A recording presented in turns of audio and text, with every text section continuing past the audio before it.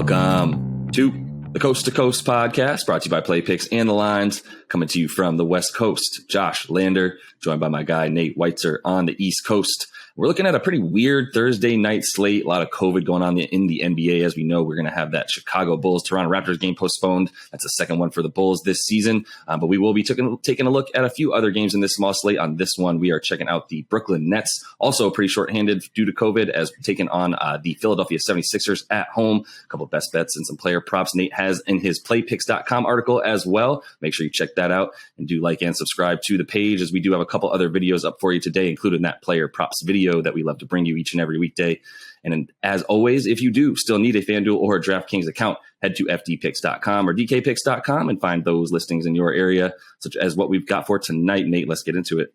Yeah, the Nets, despite these absences, about 9 players out, they're minus 1.5 at home. The total has dropped from 218.5 now to 213.5. So big swing there, as the numbers, tend to indicate under when Brooklyn plays at home and Philly plays on the road. But we'll dive into that in a minute. Looking at the other 3 games on the spread on the slate here, Pistons are plus 10 at Pacers. The Knicks are down to minus 5 at the Rockets. And the Wizards are plus 8.5 at the Suns. We're going to break down that Knicks game in a separate article, separate episode up today. So the Nets are without James Harden, LaMarcus Aldridge. Those are the important ones. Bruce Brown, DeAndre Bembry, James Johnson also out. Those guys, that could really hurt their defense. And I was with the Sharps here thinking under when it opened at 218. But as it continues to drop, I'm kind of thinking that we should zig the other way, because, you can throw out Brooklyn's numbers at home based on their completely different lineup construction now. They're playing basically a summer league team around Kevin Durant and Patty Mills and Blake Griffin. We'll see how much he plays after they went to overtime against Toronto. That game obviously finished way over, and it was even at about 240 before the extra period. And even before Harden went down, the Nets were ramping up their pace. They're 4th in pace over their last 4 games. They're averaging 115 at home in their last 4 home games. And last season, they struggled for a while when they had no Harden, right? Their offense rating dropped. Their points per game plummeted.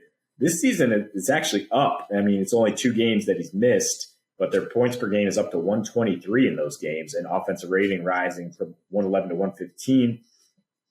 You're going to see more pace with young guys, looking to prove themselves. They have some real good young studs here in this organization.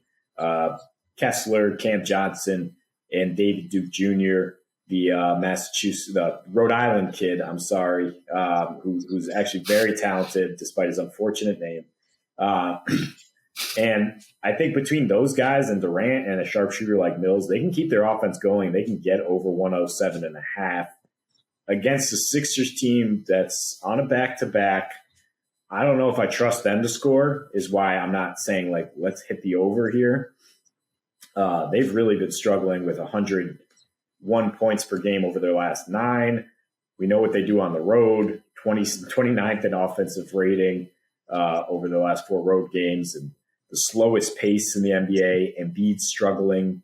He's not to be depended upon on a back-to-back, and their bench has been giving them nothing lately, and they don't have George Niang or Furkan Korkmaz off the bench here.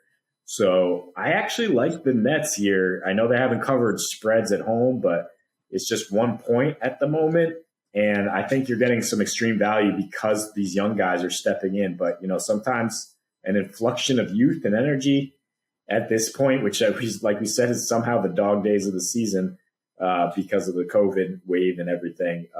I think that's actually going to help Brooklyn pull this one out and use the rest advantage. Yeah, there's a couple stats being thrown around that indicate over in terms of Philly playing on with a rest disadvantage. They've hit the over 3 out of 5 this season. Dating back to last season, they also hit the over about 55% of the time with a rest disadvantage. Not much to look at there. But I'm more, honing in on the point that you brought up about Philly being unable to score. That's kind of what scares me about the total in this one. And I think the reason that you see the Sharps just pounding the under based on what, Philly's done in their recent games, even the games that have gone over, kind of went over either because it was a super small spread or because, they got blown out, such as the case was when they were playing Utah at home recently.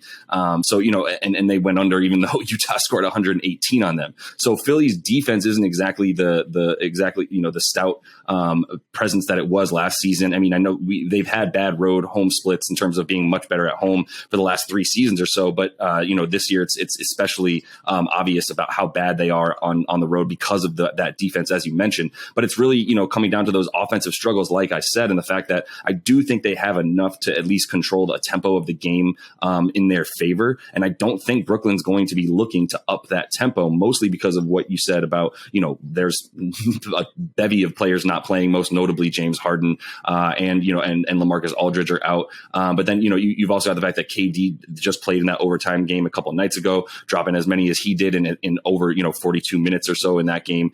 So it leaves me feeling a pretty bad about the total there. I don't know what's going to happen in this game. I do think it is going to be within 5 points or so, rather than being any kind of blowout in either direction.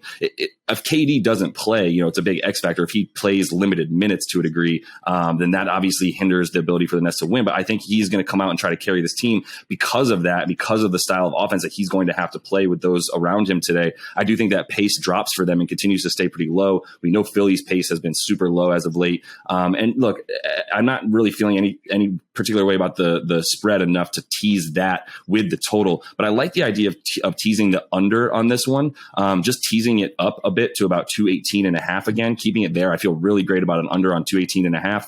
And then honestly, maybe just combine it with a game that we're not really going to talk about, but the Suns and Wizards, the Wizards are playing in Phoenix and the Suns are very good. The Wizards have dropped right back down to one of the bottom 5 teams on defense, despite starting the year in the top 5 on defense, completely flipped that back around to where it probably should be for the roster that they have. And I would say you can take Phoenix there, tease them with that total in this game. And you can get that total up for the Nets and Sixers, get the Suns spread down to about 4.5 or 3.5, depending where you find it, and feel really good about them to handle a Wizards team at home. And then in this one for Philly and Brooklyn to go under, which is really what I would love to be able to play and would have straight up before it just got bet all the way down those 4 or 5 points it did. Yeah, well, as we speak, it's swung back up to 216. So there's a lot of action coming in on both sides there. And if you can find it at the right moment, yeah, you could hit that under for sure. But I think more we talk about it and the less confidence we have in Philly scoring, I think just hitting their under, which is 107.5, you're getting even money at FanDuel. Great call.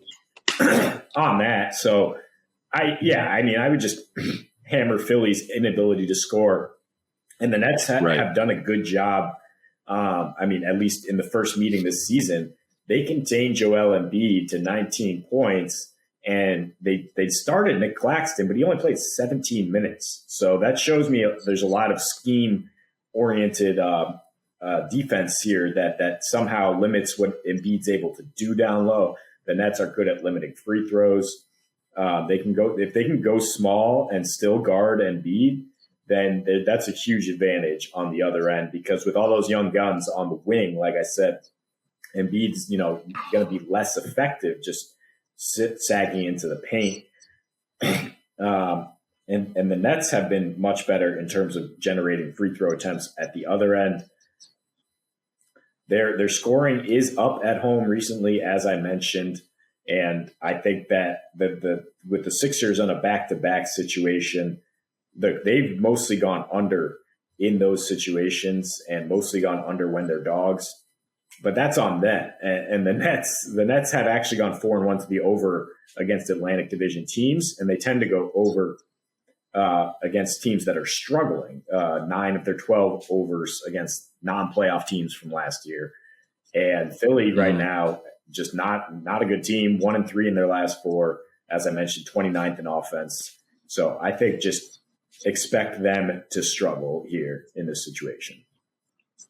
Yeah, I think that's what we're saying in the end, right? The thing we feel most comfortable about here is Philly's inability to score. Brooklyn could go both ways in terms of its ability to score tonight, even without, a couple of their best offensive weapons. And Philly, regardless of who's on the floor tonight, they're just a struggle bus on offense. So that's the thing we feel most comfortable about. 107.5 feels way too high for them right now, as they haven't even really been doing that as of late. So that is all the time we have for this one. Make sure to like and subscribe to that page and check out the other couple videos we have for you tonight on this Thursday night slate. And until we see you next, happy betting.